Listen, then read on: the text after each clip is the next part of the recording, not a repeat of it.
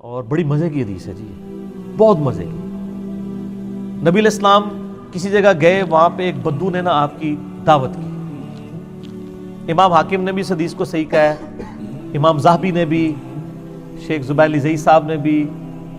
شیخ غلام مصطفیٰ زئی صاحب نے بھی، شیخ البانی نے بھی۔ تو وہ جب دعوت کی نا تو وہاں پہ اس نے نبی علیہ السلام کی خوب مہمان نوازی کی، تو آپ بڑے خوش ہوئے۔ آپ نے فرمایا مانگ کیا مانگتا ہے؟ اب وہ بدو تھا، اس نے کہا یا رسول اللہ صلی اللہ علیہ وسلم ایک اونٹ چاہیے۔ ہم سے کوئی کہ ہم تو کہیں گے یا رسول اللہ آپ کا پڑوس جنت میں، جو صحیح مسلم میں ہے، سل ربیہ ایک صحابی حضور کو وضو کرواتے تھے، سمندر رحمت جوش میں، فرمایا کیا مانگتا ہے؟ مانگ، اس نے کہا جنت میں آپ کا پڑوس۔ آپ فرمایا اور کچھ مانگ لے، اس نے کہا نہیں یا رسول اللہ یہی۔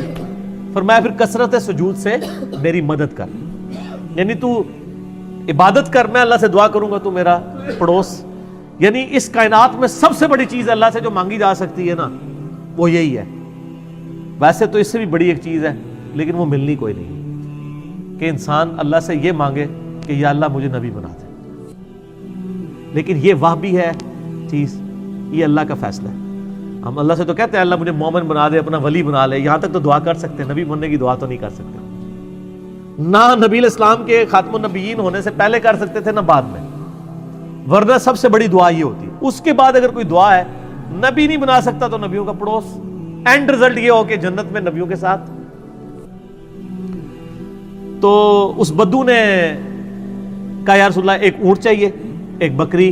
جو دودھ دیتی ہو۔ وہ آ فرمایا تیرے نالوں تے اللہ دے بندیا موسیٰ علیہ السلام دے زمانے دی بڑھڑی چنگی رہ گئی، ان نے بھی کوئی صحیح گل مانگ لی سی، تو اونٹ اور بکری مانگ رہا ہے، تجھ سے تو موسیٰ علیہ السلام کے زمانے کی بڑھیا اچھی رہ گئی۔ وہاں پھر آپ نے حدیث بیان کی کہ ہوا یہ تھا کہ جب بنی اسرائیل حضرت موسیٰ علیہ السلام ان کو لے کے شفٹ ہو رہے تھے نا شام کی طرف مصر سے، تو راستہ بھول گئے، تو موسیٰ علیہ السلام نے علماء کی میٹنگ کال کی، اے تہاڈے علماء دی نہیں، انہاں دے صحابی جڑے سن، ان کا کوئی مسئلہ ایسا ہے جس کی وجہ سے ہمیں راستہ نہیں مل رہا۔ تو علماء نے حضرت موسیٰ علیہ السلام کو عرض کی کہ یا نبی اللہ، ہمارے آباء و اجداد نے حضرت یوسف علیہ السلام سے موت کے وقت یہ عہد لیا تھا، حضرت یوسف نے کہا تھا کہ جب کبھی بھی بنی اسرائیل مصر سے شفٹ ہوئے نا تو میری لاش ساتھ لے کے جائیں گے شام، میرے آبائی ملک۔ آپ کو پتہ ہے نا کہ وہ حضرت یوسف علیہ السلام تو ایک حادثے کے تحت مصر آئے تھے نا، آبائی ملک تو شام ہی تھا نا، جو کچھ بھائیوں نے کیا، اور اس پہ ایران والوں نے ایک فلم بھی بنائی ہوئی ہے۔ سورہ یوسف تو اتنی دردناک ہے انسان پڑھ نہیں سکتا، کس طرح ایک چھوٹے سے بچے کے ساتھ کیا کچھ کیا۔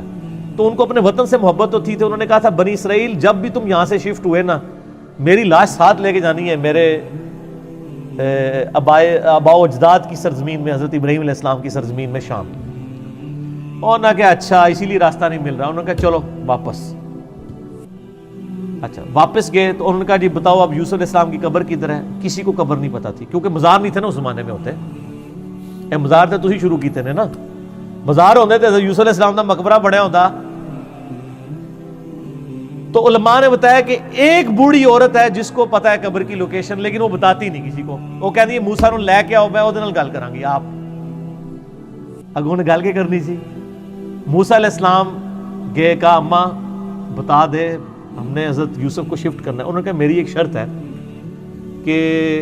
جنت میں آپ کی پڑوس مجھے مل جائے۔ یہ وہی چیز ہی جو حضور نے کہا کہ تو کچھ اور مانگ لیتا ہے، تجھے تو بڑھیا اچھی رہ گئی۔ اچھا حضرت موسیٰ علیہ السلام گھبرا گئے، اور حدیث کے الفاظ ہیں آپ کے چہرے پہ ناگواری آئی کہ اب یہ اتنی بڑی چیز نے ڈیمانڈ کر لی، ظاہر ہے یہ اس کا اختیار تو پیغمبر کے پاس تو نہیں ہے نا، پیغمبر صرف دعا کر سکتا ہے۔ تو حدیث کے الفاظ ہیں اسی وقت حضرت موسیٰ پہ وحی نازل ہوئی، اور پیچھے کرنے والا تو اللہ ہی ہے نا سر، اور کہا کہ موسیٰ ٹھیک ہے کمٹمنٹ کر لیں۔ تو انہوں نے کہا ٹھیک ہے، وہ ایک تالاب کے اوپر لے کے آئی اور کہا کہ اس تالاب کا پانی خشک کرو۔ ویسے لبنی اور کسی نے نہیں سی، وہ تالاب دے تھلے بیسمنٹ اسی قبر، وہ تالاب کا پورا پانی نکالا، وہ عرصہ دراز سے ایک چھپڑ چل رہا تھا، نیچے جب طے نکلی تو وہاں سے قبر کھودی گئی، تو حضرت یوسف علیہ السلام کا یعنی میت وہاں سے انہوں نے نکالی۔ اس میں الفاظ ہیں عظام یوسف، یوسف علیہ السلام کی ہڈیاں برآمد کی، اور پھر وہ بنی اسرائیل لے کے چلے۔ اچھا وہ 10 کمانڈمنٹس جو فلم ہے نا، ہالی ووڈ کی، اس میں بھی انہوں نے یہ سین فلمایا ہوا ہے، یوسف علیہ السلام کی لاش کو نکال کے شفٹ کرنے، وہ ساتھ لے کے جاتے ہیں باقاعدہ، یعنی ان کی بھی ٹرم میں یہ موجود ہے، یہ والا واقعہ جو نبی علیہ السلام نے سنایا۔ اب اس میں الفاظ ہیں عظام یوسف، اس کی وجہ سے شیخ البانی نے سلسلہ حدیث صحیحہ میں جب حیات النبی کا عقیدہ ڈسکس کیا تھا تو انہوں نے کہا کہ میں بڑے عرصے سے اس حدیث پہ پریشان تھا کہ یوسف علیہ السلام کی ہڈیوں کا یہاں پہ ذکر ہے، تو کہتے ہیں پھر اللہ نے میری مشکل آسان کی، مجھے ابو داؤد میں ایک حدیث مل گئی جس سے مجھے پتہ چلا کہ عربی لنگوسٹک میں جسم کے لیے بھی ہڈیوں کا لفظ بولا جاتا ہے، ٹھیک ہے، یعنی کبھی ہم بھی کبھی بولتے ہیں نا، یعنی جسم ٹوٹ رہا ہے، بعض کہتے ہیں میری ہڈیاں ٹوٹ رہی ہیں، وہ ٹوٹ تو نہیں رہی ہوتی، یہ محاورتاً لفظ ہے، اور وہ کہتے ہیں وہ اس طرح کہ ابو داؤد میں ایک حدیث ہے کہ نبی صلی اللہ علیہ وآلہ وسلم کو صحابہ کرام نے ریکویسٹ کی کہ ہم آپ کے لیے ایک ممبر تیار کرتے ہیں، اس میں الفاظ ہیں تاکہ آپ کی ہڈیوں کو سکون پہنچا سکیں، یعنی آپ بیٹھ کے کھڑے کھڑے تھک جاتے ہیں تو اس پہ بیٹھ بھی جایا کریں، تو وہاں پہ بھی عظام کے الفاظ ہیں۔ تو شیخ البانی کہتے ہیں مجھے پتا چلا کہ عرب کے لوگ جسم کے لیے بھی عظام کا لفظ بولا کرتے تھے، ہڈیوں کا لفظ، تو چونکہ یہ بیان کرنے والے ایک عربی شخص ہے یعنی نبی علیہ السلام، تو وہاں پہ عظام و یوسف سے مراد یوسف علیہ السلام کی میت ہے، اور ڈھانچے سے مراد یہ نہیں کہ وہ ہڈیوں کا ہی ڈھانچہ ہے، یعنی مراد پورا جسم، کیونکہ خود نبی علیہ السلام اس عقیدے کے بارے میں بتا رہے ہیں، بلکہ سر اس سے بڑھ کے آپ وہ صحیح بخاری میں موجود ہے، حضرت عمر کی وفات کے تقریباً 70 سال کے بعد حجرہ عائشہ کی جب دیوار گری تو صحیح بخاری میں حدیث موجود ہے 1390 1390، تو ایک پاؤں ظاہر ہوا، لوگوں نے استغفار پڑھا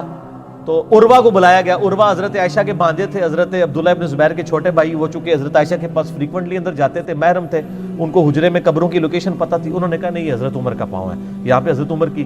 قبر تھی۔ نبی علیہ السلام کی وفات کے آلموسٹ 70-80 سال کے بعد اور حضرت عمر کی شہادت کے تقریباً 70 سال کے بعد حضرت عمر کا پورا پاؤں پنڈلی سمیت الفاظ ہے کہ وہ حجرہ عائشہ کی صفائی کے جب دیوار گری تو وہ دوبارہ تعمیر کرنے لگے حجرے کو، پورا پاؤں نکل آیا، تو یہ تو حضرت عمر کا بھی جسم مبارک سلامت ہے۔ لیکن یہ یاد رکھیے گا